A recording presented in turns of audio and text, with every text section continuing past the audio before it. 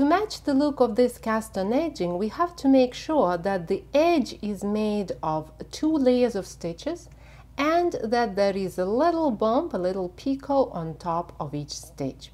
We do it by using 2 very interesting methods.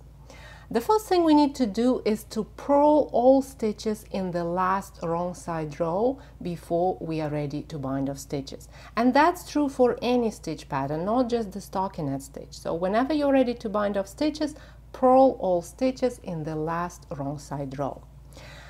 In the next row, we're gonna create pairs of stitches that will form that nice thick fabric at the edge that does not only look good, but also keeps the fabric from curling. So how do we do that? We do it by making lifted increases.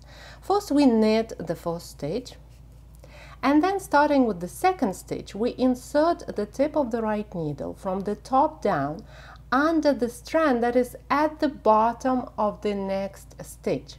So we go top down under this strand like this, and then wrap the needle with the yarn as you normally do when you knit a stitch and pull this wrap through, making a new stitch, and then slip the original stitch from the left needle to the right needle purlwise without twisting a stitch. Let's do it again. So top down, we go under the strand that is at the bottom of the stitch.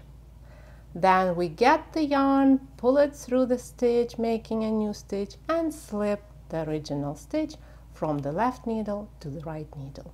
And we keep going until we get to the end of the row.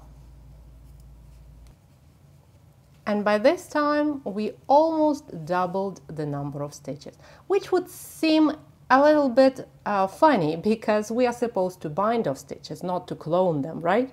But don't worry, in the next step we'll bind off all these stitches, forming a lovely picot edging. Bring the yarn to the back of the work and knit these 2 stitches together. So these stitches come in pairs and we're gonna knit them together in pairs, just like that. So knit these 2 stitches together, and then take the working yarn in your right hand and wrap this yarn around this stitch clockwise. So we go to the right, to the front, to the left, and to the back, like this. And then knit the next pair of stitches together as well. Now we have 2 stitches on the right needle and we pass 1 stitch over the other, just as same way as we normally do when we bind off stitches. And then we make this wrap again. So we go clockwise around the stitch. Knit the next pair of stitches together. Bind off, make a wrap. And keep doing that, knitting the stitches together, binding off, and wrapping this resulting stitch clockwise with the working yarn until you get to the end of the row. You will knit this stitch, the last one, you will knit it alone because it doesn't have a pair.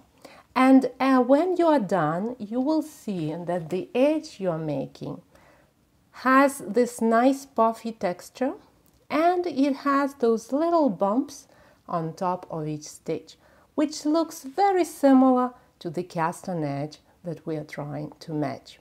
And it's not just the look of the fabric, the feel of the fabric is also very similar, and both edges have about the same amount of stretch.